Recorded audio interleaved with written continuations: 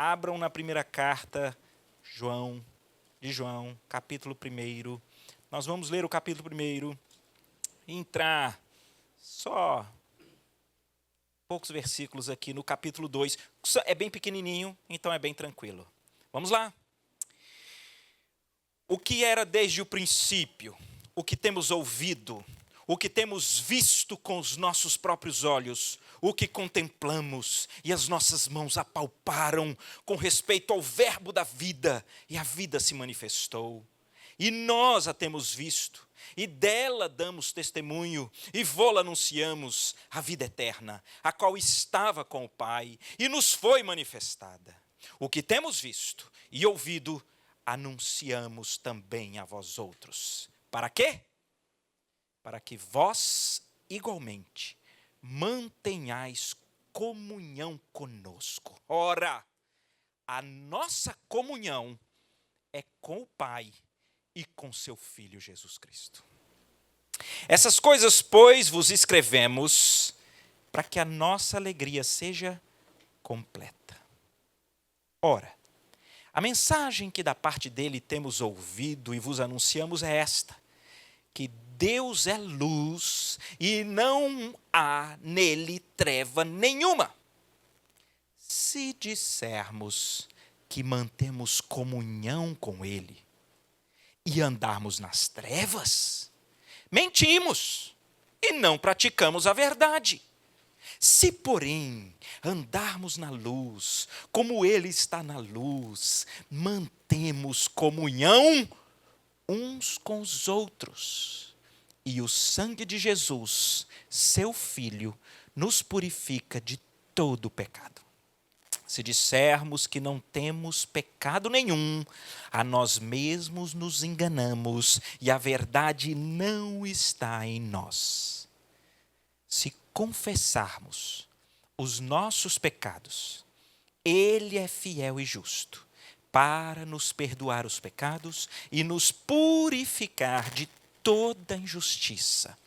Se dissermos que não temos cometido pecado, fazemo-lo mentiroso, e a sua palavra não está em nós.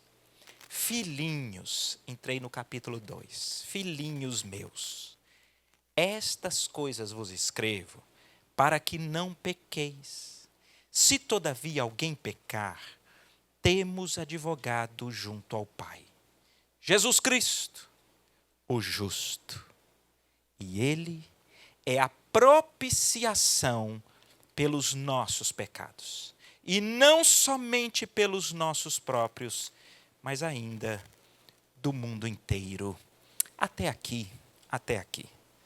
Na verdade, a gente fica estimulado a ler, as cartas de João todas de uma vez. É muito legal. O apóstolo João, quando escreve essa carta, é a última testemunha viva que andou com Cristo, que tocou, que ouviu e que foi comissionado na autoridade apostólica. É isso mesmo. João é o último apóstolo vivo. E ele faz menção de, na sua carta, mostrar esse elemento autoritativo necessário e relevante. Ele diz logo no início, olha, ele era desde o princípio, nós temos ouvido, temos visto, com os nossos próprios olhos, o que contemplamos, e as nossas mãos apalparam com respeito ao verbo da vida. E vô-lo anunciamos. O que temos visto, o que temos ouvido, nós anunciamos. O apóstolo João é como se no final da vida, sabe, uma pessoa que viveu muito, e às vezes quando você conversa com pessoas de mais idade, você tem essa oportunidade. A pessoa tenta em pouco tempo tentar lhe resgatar para aquilo que é importante na vida. E normalmente os mais novos a gente não dá ouvidos coisa nenhuma. Mas a pessoa, já no final da vida, o apóstolo João, ele começa abrindo uma curiosidade em nós. Qual é a curiosidade? Eu vi eu toquei, eu entendi, é eterno, é um negócio maravilhoso. E, portanto, eu preciso ensinar uma coisa para vocês. Tem uma coisa que vocês precisam desesperadamente. E eu, que fui escolhido pelo Verbo da vida, eu fui escolhido pelo Eterno, eu que então caminhei com Ele, eu preciso dizer a vocês que coisa é essa que vocês precisam. E que coisa é essa? Que ele, ao fazer uma introdução tão profunda e tão curiosa, que coisa é essa que ele então solta como uma grande finalidade para a qual ele está escrevendo e encorajando a cada um dos seus leitores? Que coisa é? Logo aí no início, quando a gente entra no versículo... No 4 ele ainda está argumentando. Ele diz, sim, é no 3, que ele vem então falando desde do início, que ele conhece, que viu, que apalpou, que pegou, que é eterno, que tem visto, tem ouvido. Versículo 3, nós anunciamos também a vós outros, para que... O que é essa expressão? Para que... É uma expressão de finalidade. Eu estou dizendo uma coisa muito preciosa e eu tenho uma finalidade. E ele então conclui com a seguinte expressão, e eu queria propor algo aqui para vocês. Para que vocês, igualmente, mantenham comunhão conosco. Que comunhão? Ora, a nossa comunhão é com o Pai, é com o seu Filho Jesus. Não lhe chama a atenção? Que o apóstolo João está dizendo, eu caminhei com o Senhor como discípulo amado. Eu apalpei e ouvi o eterno. E eu tenho um desejo, que vocês desfrutem e que vocês experimentem esse tipo de relacionamento. Que relacionamento? É o relacionamento que eu tenho com Deus Pai. É o relacionamento que eu tenho com Jesus. Uau! Esse é o ponto. O ponto desse capítulo 1 é um chamamento a uma reflexão. Qual é o nível do relacionamento, da comunhão que você tem com o seu Senhor? Porque João está fazendo um apelo. João está angustiado para que nós, igualmente, o que é o igualmente? Vocês precisam experimentar o que eu experimento. Jesus já está nos céus. João já está velho. João é um perseguido, é um desterrado, ele é um preso, mas ele tem um negócio tão especial, tão fantástico, que ele não consegue imaginar que alguém não tenha o que ele tem. Sabe o que é? É a sua comunhão com Deus. Isso aqui me garfou. Isso aqui mexeu comigo. Porque é mais fácil a gente falar da gente do que está falando de vocês. Mas pode ser que a gente tenha uma falsa impressão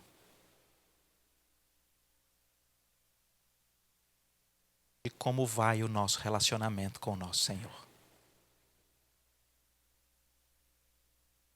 É por isso que a minha intenção hoje, e estudando esse capítulo, eu fui a um material de um pastor que me ensina muito, Timothy Keller, e fui muito confrontado e ensinado a respeito de um tema que eu poderia citar aqui 95% das pregações do meu pastor Fubinho,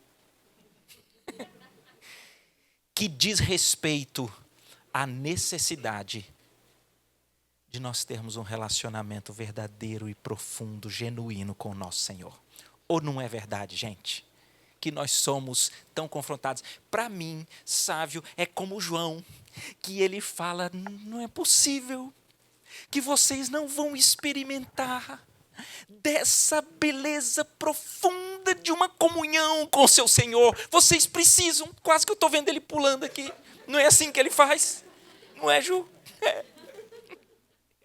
E o nosso tema é esse.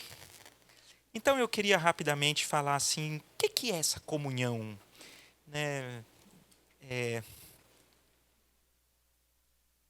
Que a gente vai aprendendo. E certamente essa é uma marca de um pastoreio muito forte que nós temos aqui.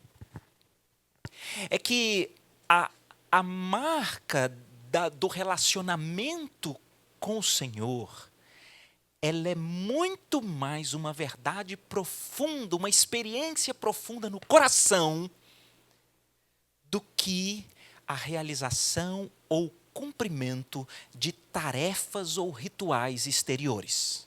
Então eu vou falar de novo. A nossa comunhão com o Senhor, ela é de fato medida, muito mais, ou é de fato medida pelo elemento subjetivo interno da nossa experiência com o Senhor, do que com os cumprimentos exteriores das tarefas e rituais. João, ele usa, e acho que até propositalmente nas suas cartas, ele usa expressões que elas são comuns ao público judaico, porque ele fala muito em andar com Deus. Ele fala muito em conhecer o Senhor. E essas são expressões conhecidas. E quando você vai para o Velho Testamento, logo lá no início, quando você está na genealogia, todos nós somos surpreendidos com uma narrativa muito esquisita, mas que todo mundo entende. Vem falando daquela turma que vivia muito, vem para cá, vai para lá e de repente diz, então vem Enoque. E Enoque andou com Deus. É um negócio diferente. Quando passa mais um pouco de Gênesis e a gente chega na história de Noé, diz que Noé andava com Deus. Quando Deus vai e faz aliança com Abraão, ele diz, anda na minha presença. Essa estrutura de andar com Deus é um negócio de muito mais relacionamento, de uma amizade profunda, do que simplesmente o cumprimento de ritos. Porque, por exemplo, eu não estou dizendo que os ritos e os sinais são ruins, não. Eu estou dizendo como teste, que nós estamos agora fazendo um teste a respeito da nossa comunhão com o Senhor. No Velho Testamento, toda a nação de Israel, eles tinham o sinal da aliança. Todo bebezinho com 8 dias era circuncidado. Mas, não obstante todo o povo de Israel está debaixo de uma aliança com Deus, nem todo mundo andava com Deus. Nem todo mundo tinha essa experimentação subjetiva interna do coração, dessa amizade com Deus. E lá no Velho Testamento, esse ponto, porque desde o Velho Testamento foi se criando aquela ideia farisaica. Quanto mais eu cumpro as tarefas religiosas e os rituais eclesiásticos, então, em tese, melhor é o meu relacionamento com Deus. Então, é por isso que Paulo fala, eu sou hebreu dos hebreus, eu sou quanto à lei fariseu, eu sou da tribo de Benjamim, eu sou circuncidado ao 8º dia, né? Eu estudei aos pés de Gamaliel, eu decorei a Torá, eu fiz... Sabe os elementos passou a ser muito comum na estrutura de um povo debaixo da aliança, a empilhar credenciais como se aquilo denotasse o seu relacionamento com Deus. E aí lá no Velho Testamento mesmo, você vê algumas vezes os profetas dizendo, circuncidai-vos no coração. Porque o que vale no relacionamento com Deus não é a circuncisão da carne. Não é sem motivo que algumas vezes, né, os profetas vão dizer, esse povo me honra com os lábios, mas o seu coração está longe de mim. Então, um primeiro ponto muito forte é que é uma experiência muito forte que você tem que ter. Ele é meu Senhor e Salvador. É um negócio pessoal, é subjetivo, é um negócio que a gente não consegue diagnosticar pelos exercícios de tarefas ou de assiduidade religiosa ou de cumprimento de rituais. Mas não parem aqui. Conquanto a comunhão com Deus seja algo muito profundo de uma experiência no coração, onde Ele é o seu Senhor e você sabe que é dele, não é uma experiência dissociada da própria vontade revelada de Deus. É por isso que o tempo inteiro ele vai dizendo que a gente que tem comunhão com Deus, tem um negócio aqui, né? Você anda na luz. E ele diz, você conhece os preceitos do Senhor e você tem deleite na verdade do Senhor. Então, deixa eu pontuar isso aqui. Quando a gente fala de uma profunda experiência subjetiva interior com seu Senhor, isso é perigoso. Porque as pessoas passam a argumentar questões experimentais internas para definir a sua vida e o relacionamento com Deus. Só que fazem isso contra as Escrituras. Ou vocês nunca viram? Eu já vi. Coisas feias. Gente dizendo, eu sei que o divórcio não é uma coisa do Senhor. Mas Deus me mostrou que eu casei com a pessoa errada. Era a Mariazinha. E a Mariazinha agora apareceu. Então, Deus me mostrou. E a pessoa se apega a um elemento como de uma grande experimentação interna e subjetiva e profunda, mas para chegar a uma conclusão que ela é contrária à revelação de Deus. É por isso que comunhão com Deus, conquanto seja esse elemento do coração e profundo, e portanto não é cumprimento de elementos externos, de outro lado, é algo profundo e subjetivo, estribado e alicerçado em um conhecimento objetivo, que é a palavra de Deus. É a palavra de Deus. Eu já ouvi argumentos nesse sentido que dizem respeito aos relacionamentos. Eu sei que a Bíblia diz para nós honrarmos pai e mãe. Mas o Senhor já me liberou disso daí. Porque o meu pai, porque a minha mãe, não dá nem para eu falar que ela é o Satanás, porque coitado do Satanás. Não é. E não é raro nós usarmos como elementos de uma experiência com Deus para concluirmos coisas que são contra o Senhor. Não é assim. Por isso que, conquanto ele diga que tem que ser um negócio muito maior do que um simples cumprimento de rito, ele deixa claro que essa mensagem, ela ali no versículo 6, ele diz, olha, a gente mantém comunhão com ele, e a gente então vai andar nas trevas, a gente está mentindo. Se andarmos na luz como ele andou, então a gente tem uma comunhão que é expandida aos outros, no sangue do seu Cristo. É muito especial. A pergunta que não quer calar é, e como é que eu sei? Como é que eu sei que eu desfruto dessa comunhão relacional profunda, genuína e verdadeira com o meu Senhor? Como é que eu sei? E aí eu vou pegar emprestado aqui uns pontos do meu amigo lá, o Tim, e começar aqui a argumentar com vocês. Primeiro,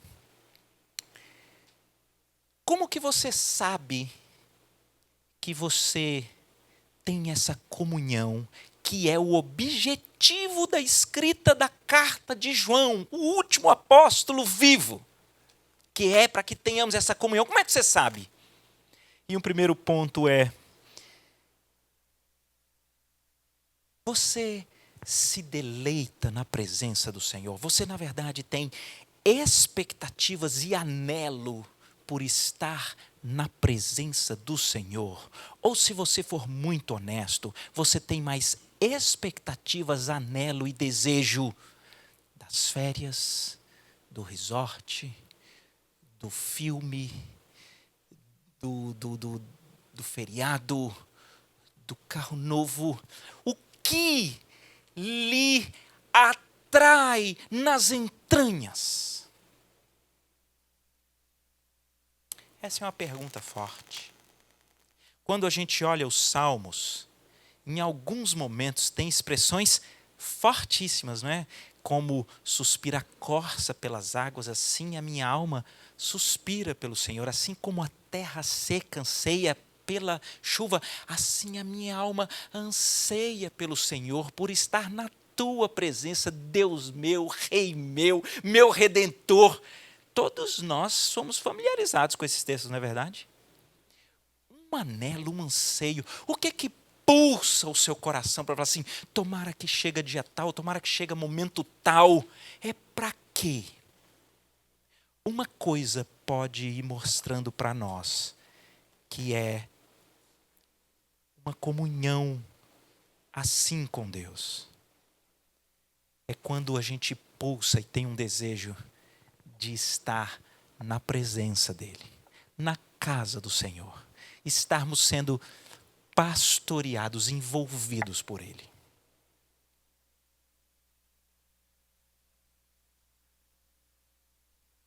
É um teste forte. Um segundo teste. Comunhão, como em qualquer relacionamento, pressupõe o que eu vou chamar de o falar e o ouvir. Já viram algumas relações que elas acabam ficando ruins? Porque então só um fala e um só ouve, né? Às vezes a gente pode fazer isso é comum a gente fazer com os nossos filhos, não é? Então, filho, eu quero ter uma boa conversa com você. Pois não, papai. E a gente, sei que lá, sei que lá, sei que lá, sei que lá, e ele não sei o que, mas não, sei que lá, sei que lá, sei que lá também. E ele diz, mas não, sei que lá, sei que lá, sei que lá, sei que lá, sei que lá, mas vamos orar. Aí ora, termina, filho, queria te agradecer, foi muito boa a nossa conversa, não é? O pastor Ted Tripp, no livro dele, ele faz esse comentário, né? Ele diz que um dia, cara, foi deitar feliz, teve uma boa conversa, já estava deitado, o filho bate. Ele foi lá e falou assim, pai, isso é um negócio que eu queria dizer para o senhor, porque o senhor disse que foi tão boa a nossa conversa, mas não foi conversa, só o senhor falou. Às vezes é assim. E aí eu queria chamar a atenção de vocês para uma coisa que o pastor acabou de falar ali para nós.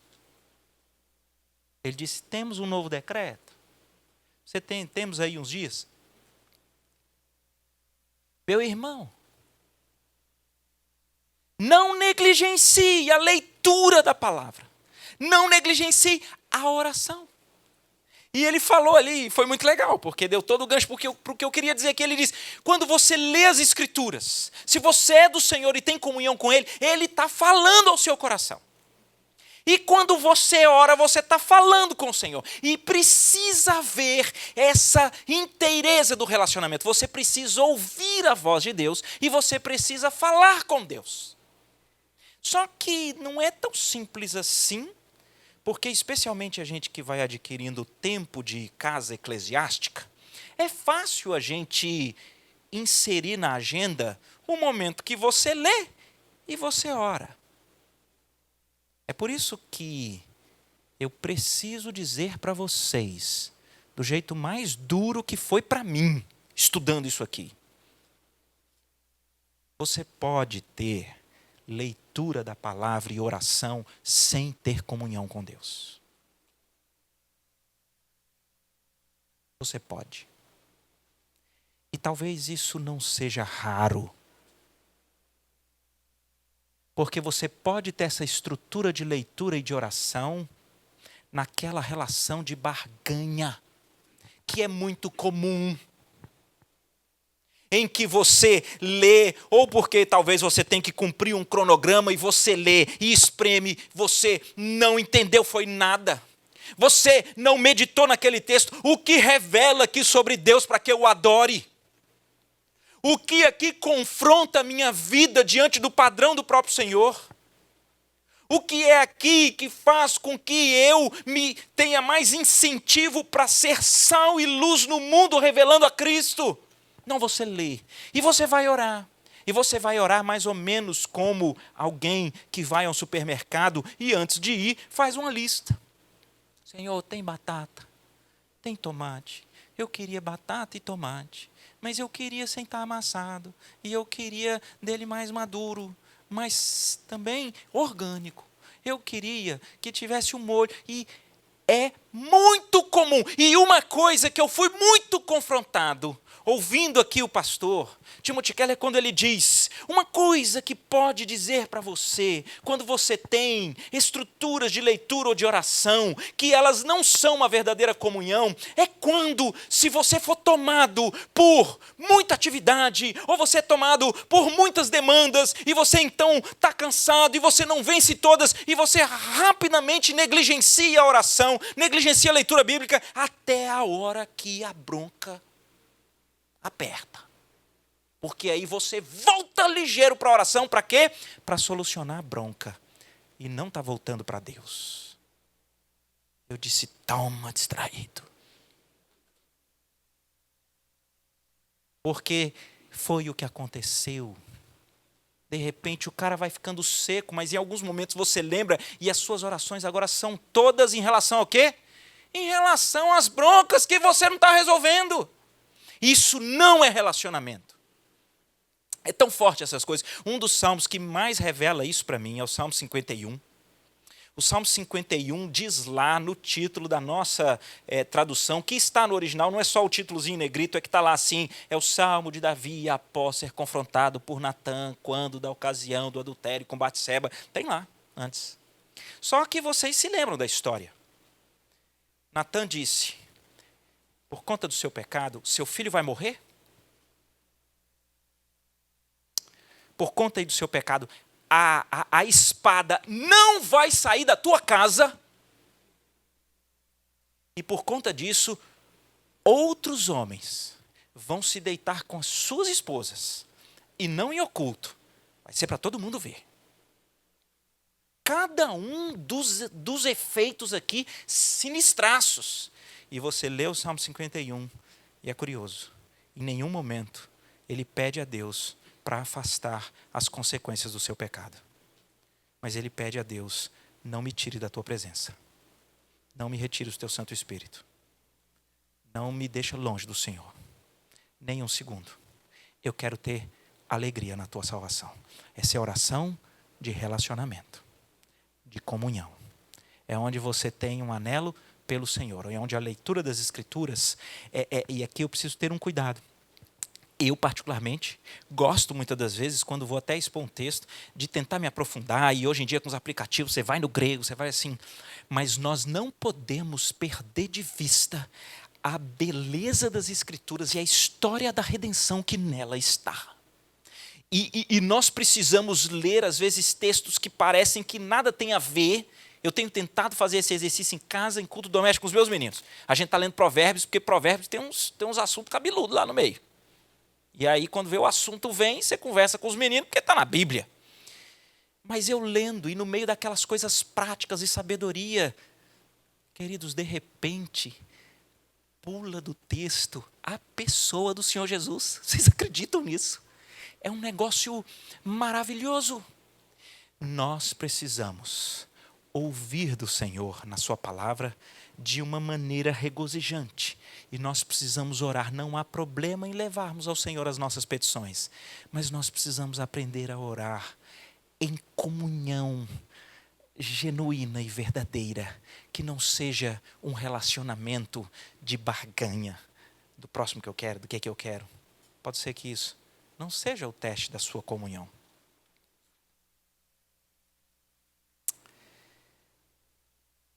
Em terceiro, é uma coisa muito curiosa essa daqui. É um argumento, acho que até de experimentação de vida e que pode ser aplicado aqui para o nosso texto. Todo relacionamento que você entra, e se é um relacionamento de amor, então, você perde a sua liberdade. Não tem jeito. Perde. Todo mundo que casou, por exemplo, tem histórias para contar, né? De liberdade que você perde. Na minha casa não era assim. E aí, de repente, agora vai ser. Eu não sou tão organizado com o tempo, com o horário. Me lembro, casado, ainda né, novo de casado. E eu, para o trabalho, fui. Eu tinha um horário de chegar em casa, né? Negócio, tudo muito legal. E um belo dia, sigo com outras coisas do trabalho, sem celular, acabou a bateria, mas para mim isso nada era a mesma coisa. E não avisei. E eu chego, sei lá, 1 hora depois em casa, minha bichinha chorando. Meu marido subiu. Falei, mas o que foi? Eu pensei que tinha acontecido. Não aconteceu nada, está tudo bem, não sei o quê. E por que você não me ligou, não me avisou? Eu digo, e tinha. Claro que tem. Porque quando você entra num relacionamento de comunhão, tem de um lado essa que eu posso chamar de perder a liberdade. Perder a liberdade é no sentido de que o outro, ele tem tanta importância para você, que você não mais vive de acordo com os seus próprios interesses, se eles não estão acordados dentro daquele relacionamento. Então você no relacionamento com Deus, não somos nós que estruturamos o que a gente quer, na hora que quer, que Deus faça o que eu quero, ou se eu tô na bronca, ou se eu estou por outros caminhos aqui, não tem problema nenhum. Não é assim. O relacionamento com Deus é como um relacionamento. Qualquer relacionamento, isso que eu falei vale para um relacionamento de amizade. Um amigo fala, como é que você toma essa decisão? Você não falou comigo antes? Ou então não, faz tal coisa, ou então tal hora não faz isso, não, então vem mais cedo. É assim. Mas ao mesmo tempo, em que você precisa olhar para a sua vida e falar assim, de fato, a minha agenda, ela é mudada por conta da comunhão que eu tenho com Deus. Eu aviso a Deus e Deus me avisa, que é aquilo que nós conversávamos antes. Eu tenho estruturas de caminhada com o Senhor, na igreja, com os irmãos, que são agendas que eu jamais teria se eu tivesse livre, leve e solto, sozinho. Mas eu não tenho essa liberdade porque eu não quero. Porque na comunhão com o Senhor, eu tenho algo muito maior do que a aparente liberdade que eu perdi. Eu tenho a experimentação do que é uma comunhão de amor. O que se ganha aí também, aqui não é o nosso ponto, mas casais podem dizer isso. Ao tempo que parece que você perde a liberdade, o que você ganha a respeito do conhecimento de si mesmo. Olha, não tem nada melhor do que os olhos do cônjuge para poder te revelar muita coisa sobre você. E não tem nada melhor do que essa experimentação de você ser amado, de você ser cuidado, de você ter um crescimento que é fruto de um amor. E isso é muito maior no relacionamento com Deus. Então você precisa fazer esse teste. A minha agenda e a minha liberdade, ela é mudada por causa da minha comunhão com Deus, a ponto de eu gostar. E esse negócio que as pessoas acham loucura, é um negócio maravilhoso para mim. Porque esse é um traço da comunhão. Quarto, isso daqui tem muito a ver com o nosso ponto do discipulado no 3º ano. E nós, obviamente, estamos embasando tudo, porque esse é o link.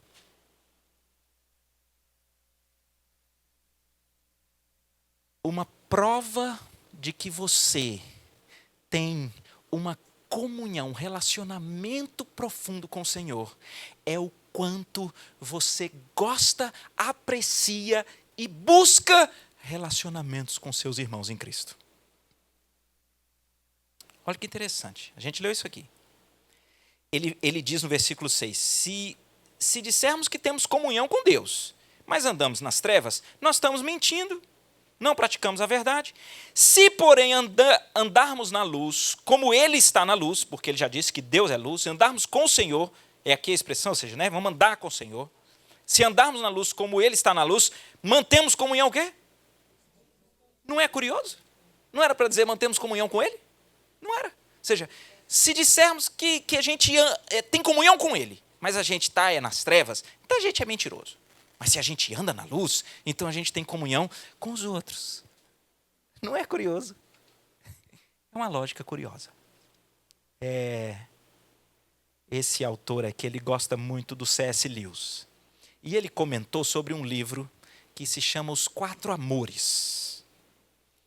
E ele cita um capítulo onde C.S. Lewis fala de 3 amigos, que tem lá os seus nomes em inglês, então eu vou chamar eles de A, B e C. Tá bom? A, B e C. E há uma curiosidade neste capítulo. Um deles, o C, morre. Eles eram muito amigos, mas o C morreu. E então, o A faz uma reflexão depois de um tempo muito forte. Ele diz, foi um golpe dificílimo perder o nosso amigo C, mas eu não sabia que ao perdê-lo, eu estava perdendo uma parte de B. Porque só o meu amigo C conseguia extrair posturas, estruturas, formas e caminhos do meu amigo B que só C conseguia extrair. E hoje eu não tenho mais. Quando a gente ouve isso e a gente para pensar nos nossos relacionamentos, é assim. Já viram quando você tem amigos e é muito jóia, e você tem um amigo, é amigão, mas tem 3. Parece que quando estão os 3, um consegue tirar do jeitinho do outro coisas que, se não fosse aquele, não teriam. E o terceiro é abençoado por conhecer uma profundidade de um relacionamento que ele não conheceria se não existisse o terceiro. Como isso é assim? Um numa trinca que é o mais bem-humorado, o outro que é mais bronco, o outro que é mais tímido, um que fala demais. Como isso vai revelando? Em outras palavras, eu quero aplicar isso agora no como a comunidade nos ajuda no relacionamento com Deus. Vocês já não tiveram momentos que vocês aprenderam nuances maravilhosas do nosso Senhor por causa do relacionamento com irmãos da igreja? Negócio massa demais. Às vezes nós estamos numa mesma situação, numa mesma pandemia. E você está aqui numa estrutura, não sei o quê, e de repente alguém, um irmão seu, fala assim, cara, sabe o que Deus tem me ensinado nesse período? E ele começa a falar daquilo que ele tem aprendido sobre o Senhor nesse momento, lá na vida dele, e você para e fala, uau!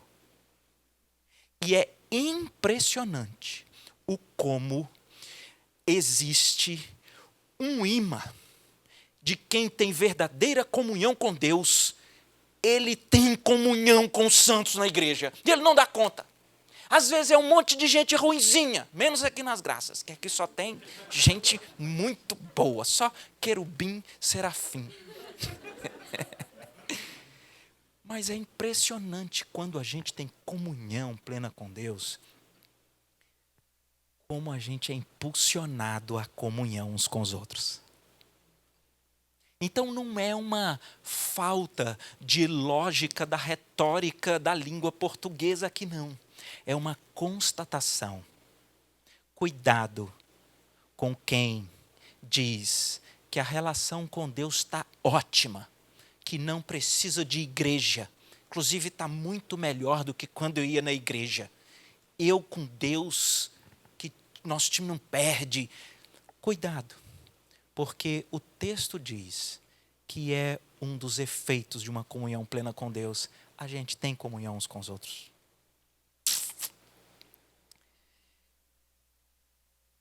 Última marca aqui para a gente caminhar para o nosso encerramento. É que quem tem essa comunhão com o Senhor, esse relacionamento com o seu Senhor, tem uma marca indistintiva que ela eu queria, mais uma vez, intencionalmente aplicar para os nossos relacionamentos. Você deseja ardentemente que as pessoas também tenham comunhão com Deus. Você deseja que as pessoas conheçam o Senhor. Você deseja que as pessoas sejam também cortadas da âncora desse mundo e tenham os olhos postos no Senhor. Você também deseja que a alma dessas pessoas seja sarada no relacionamento com Deus. Veja, isso foi a primeira ênfase que eu dei aqui na leitura do texto. Ele diz, eu andei com o Senhor, eu conheci o Senhor, Ele é o próprio verbo. E lembra que ele diz que Jesus é o verbo, porque Jesus é a palavra que cria todas as coisas. Ele diz, eu apalpei, eu vi, eu ouvi. E sabe por que eu estou escrevendo? Porque vocês precisam disso também. Eu preciso que vocês tenham esse nível de comunhão com o seu Senhor. Vocês não podem viver uma vida superficial de quem tem apenas um assentimento teórico a respeito de tem um Deus, tinha o pecado, tinha alguém perdido, então tem um Salvador. Não pode ser um negócio teórico e simples, tem que ser um negócio que mude todas as entranhas e estruturas do seu pensamento, da sua vida, com aplicações em todas as situações. Por isso que ele diz, eu estou escrevendo para que vocês também tenham essa mesma comunhão. Deixa eu te fazer essa pergunta também, se cada um foi um teste. Cada um demanda uma pergunta retórica ou uma pergunta reflexiva. Você tem esse desejo que todas as pessoas com quem você se relaciona tenham uma comunhão verdadeira e plena com o Senhor? Ou você é daqueles que, como muitos de nós, tem aquelas pessoas que você diz, eu não tenho problema nenhum com a pessoa. Eu só não quero ver nem pintada de ouro. Não tem problema nenhum com a pessoa, então jamais. Não é assim que a gente diz. É assim. Porque se tem uma marca, queridos, que traz uma intencionalidade para aquilo que lá no primeiro encontro eu cheguei a comentar com vocês, os nossos relacionamentos, eles são de Deus, não são nossos. E uma marca que há de impregnar todos os nossos relacionamentos é o quão estável, profundo, genuíno, verdadeiro é o nosso relacionamento com Deus.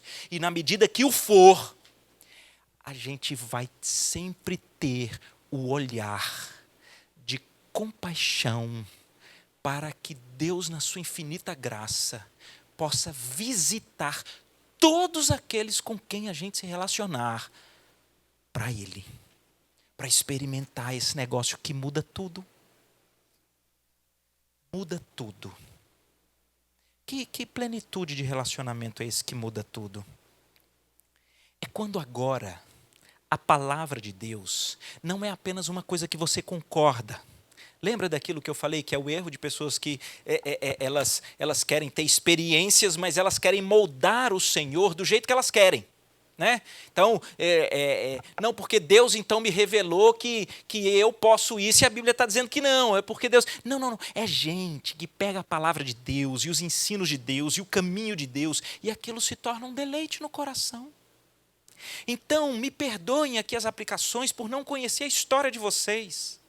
Mas é aquele que está à beira da falência do matrimônio. Mas ele tem essa plenitude de comunhão com Deus tão forte, que amar a esposa sacrificialmente como o próprio Deus em Cristo nos amou, é um deleite para ele. Ele não consegue mais ficar argumentando sobre a jararaquirice da mulher. Jararaquirice. A jararaquirice da mulher. Não existe essa palavra, foi muito infeliz. Porque você não fica mais argumentando com as suas situações concretas. Aqueles irmãos que não se falam. Não, eu não falo, mas está tudo bem, cara. A gente não fala. Porque, cara, não, é difícil demais, não sei o quê, todo mundo é difícil demais. Ninguém é difícil demais quando você se deleita na palavra de Deus que diz que se você odeia o seu irmão a quem você vê, como é que você vai amar a Deus? Ou aqueles que têm os seus patrões perversos que você não suporta e que você ora todo dia imprecatoriamente para que ele seja pego pela Covid na pior versão. Deus, que não haja respirador, que ele pegue com 100% de UTI. Porque o cara, né, ele diz assim, todo mundo pega, só não tinha respirador, né? O cara, ele fala assim, e de repente a palavra diz, fala assim, olha, trabalhe como se o seu patrão fosse o Senhor Jesus. E aí ele ainda diz mais, ele diz, ainda que ele seja perverso. A sua comunhão com o Senhor, ela é a mola propulsora e o combustível para todos os relacionamentos. É por isso que, de novo, essa parte que nós temos estudado, e aqui é bom que eu volte a 2 Coríntios, lá no capítulo 5. Se nós somos embaixadores do nome de Cristo, como se Deus, por nosso intermédio, exortasse como se fosse Cristo falando, é porque nós lemos lá, é porque esse amor de Deus nos constrange. Quando você tem essa plenitude de comunhão com o Senhor, esse negócio te constrange. E isso simplesmente extravasa em todos os relacionamentos. E aí, todos os argumentos agora é daqui para lá. Tudo vai dizer respeito, primeiro, ao seu relacionamento com Deus, e isso extravasa para lá. Você vai deixar dessa doença. Nós nos relacionamos a partir das autoridades. É de lá para cá. Não, se fosse outro jeito, eu até, mas sendo ruim assim, eu não. E a gente passa pelos irmãos, passa pela igreja, pastores, passa líderes. Não, eu me lembrei de uma aqui. Eu me lembro uma vez, eu era presbítero lá em Brasília, já mais novinho. Tinha tido uma bronca pesada lá com os jovens, não sei o quê, e eu achei muito interessante, ele veio em mim, talvez porque eu era o mais novo e ele era mais alto e mais forte, então eu fiquei bem quietinho. Ele chegou e falou assim, se o conselho dessa igreja me chamar para me disciplinar, nem lá eu piso, está cheio de igreja muito melhor do que essa daqui, presbítero igual vocês, eu não me submeto não. Eu digo, tá certo. Tá certo. Porque é assim. Você começa e você acha ruim com as coisas e você inverte as leituras das Escrituras. Nós temos um desejo de que todos conheçam o Senhor na dimensão de uma comunhão e de um relacionamento que muda toda a vida deles. Para encerrar, então, uma última perguntinha simples. Tudo bem, como é que esse negócio gera em nós? Porque eu não vou fazer isso, não vou mandar levantar a mão, nem ficar sentado, nem nada, mas se eu perguntasse, quem aqui então tem esse anelo pelo Senhor? Né? Essa amizade de andar com Deus? Quem aqui passa nesses testes todos? Eu sei que isso é muito desafiador para todos nós, mas eu queria terminar dizendo que João, no seu argumento, ele tem o clímax do seu fundamento para atingir a sua finalidade, que é que as pessoas tenham comunhão. O clímax do seu fundamento é um dos textos mais conhecidos. É até cantado. Se confessarmos os nossos pecados, Ele é fiel e justo para nos perdoar os pecados e nos purificar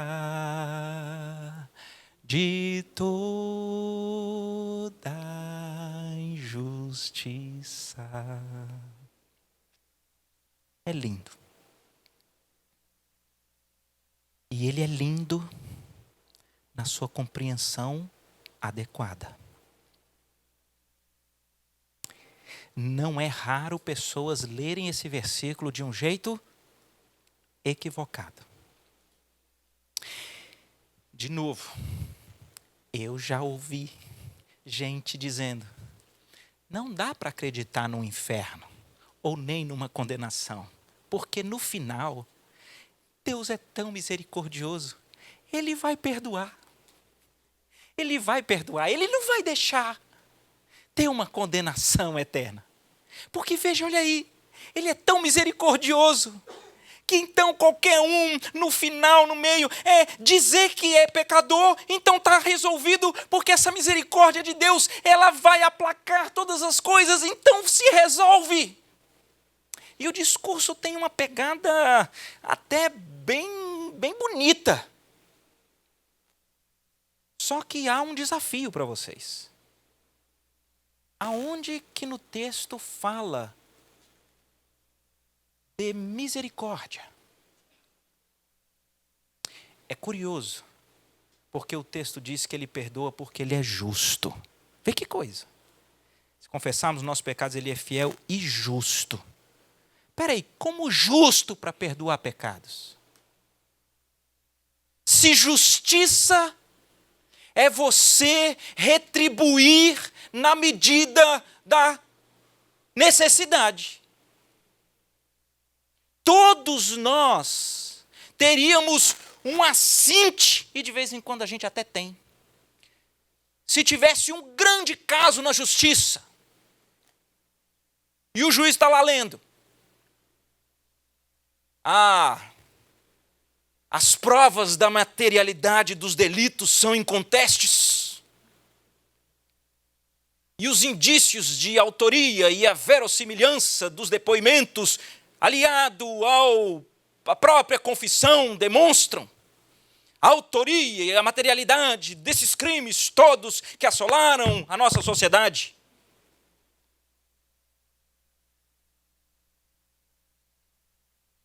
Mas eu vou perdoar. Não tem condenação, não. Pode ir. Aí você diz: como é? E Deus não é esse velhinho bonachão que fica então, tá bom, mas essa vez passa, tá bom. Tem gente que lê assim, o versículo que nós lemos, o primeiro: filhinho, se alguém pecar, temos advogado junto ao Pai. Tem gente que acha então que Jesus está lá assim: ó Senhor, dá mais uma chance. E Deus fala: tá bom. Deixa eu dizer uma coisa para vocês. Esse tipo de estrutura de uma misericórdia piegas, frágil, ele nem no nosso raciocínio humano não pega. Ou seja, se você, sei lá, se eu sou muito amigo aqui de alguém, é o guarda de trânsito, ele fala assim: Roberto, eu gosto tanto de você, cara, você não estaciona aqui, que é proibido. E aí eu estaciono de novo, ele diz: Roberto, cara, põe na sua cabeça, veja, trabalho aqui, tem... E não só mais essa vez. E, na verdade, passa todo o tempo e eu estou aí de novo, estacionando. Vai chegar uma hora que, com mais que ele me admire, ele vai dizer: rapaz, cara, tive que te dar multa, porque não é possível, cara, não consigo entender, dei com o coração partido, eu gosto tanto de você, mas não tem jeito. Porque essa estrutura, ela não transforma ninguém. Porque a estrutura de quem só fica lá dizendo: então vai mais um. Então vai, não é isso. Não é isso que está aqui. O que está aqui é dizendo que esse advogado que está lá tem que ter algum argumento que faça com que esse juiz, ele olhe para você, que confessou os seus pecados, e ele diz: não tem jeito de condenar. Porque se eu condenar, eu vou ser injusto. Que argumento que esse advogado tem, meu Deus do céu? A Bíblia diz, nós vimos aqui no tribunal cósmico, porque Jesus não sobe diante do Pai dizendo: dá mais uma chance. Jesus sobe diante do Pai dizendo: é injusto, por um mesmo erro, por um mesmo pecado, condenar 2 vezes. E esse aí, que está agora na tua presença, merecia a punição mais atroz. E ela já foi aplicada. E ela foi aplicada em mim. E não é justo condenar ninguém por algo que já foi pago. Quando agora você identifica que a verdadeira misericórdia não é uma graça barata, mas é um ato de misericórdia que mais custou em toda a existência do cosmos, que é a vida do próprio Deus, isso transforma a sua vida. E você diz: eu não quero mais viver para mim. Se teve um Deus que deu o seu filho, o de mais precioso, para morrer no meu lugar, e agora quando eu descubro que eu merecia completa perdição eterna, ele diz que não é justo me condenar, porque alguém já foi condenado no meu lugar. Eu preciso conhecer esse Senhor. Nos braços desse é seguro. Nas mãos dele eu posso descansar. Porque aquele que não poupou o seu próprio filho, antes por todos nós o entregou, porventura não nos dará juntamente com ele, graciosamente, todas as coisas? Então esse negócio que transforma o coração é perceber que o perdão, a restauração, a reconciliação, na verdade, custou o preço da propiciação. Ou não é essa palavra que está aí no versículo 2, que foi o último que nós lemos? Ele é a propiciação pelos nossos pecados. A gente passa por isso aqui e a gente perde, porque propiciação é exatamente um sacrifício que foi feito para aplacar uma ira que tinha que recair em alguém, porque isso é ser justo. Deus é santo, santo, santo. Ele não compactua nem com seus pensamentos pecaminosos. Ele não poderia te aceitar, mas Cristo se tornou o sacrifício e recebeu a ira para que você pudesse estavelmente ser reconciliado com o Pai. Você não vai buscar viver para Ele. Você não vai se deleitar nessa comunhão. Você não vai aplicar essas verdades no seu dia a dia. Você vai deixar que as atividades te engulam e você o abandone. Você vai deixar que o medo te paralise e você sucumba diante de circunstâncias quando o Senhor da eternidade, Ele deu tudo por você. Na verdade, o grande teste final da comunhão plena é que você se entrega ao Senhor. E você vive para Ele. E os seus relacionamentos são para Ele. E talvez você vai ser como João. Velho, preso, sem dinheiro, jurado de morte, sem aposentadoria, sem ar-condicionado, sem conforto nenhum e quicando de alegria pela plena comunhão que tem com Deus Pai e com o Senhor Jesus. E quicando para que os outros possam conhecer. Porque você está aqui de passagem para ir para casa. Esse negócio muda a nossa vida, nossos relacionamentos. Vamos orar? Deus querido, eu compartilhei aqui muito superficialmente o quanto o Senhor me confrontou com essa passagem, com esse texto. E eu queria te louvar, Pai, porque esse é o tipo de comunhão que a gente tem que ter com o Senhor. Não é de quem dobra o Senhor às nossas conveniências, mas é de quem é confrontado, laçado e atraído de volta ao Senhor.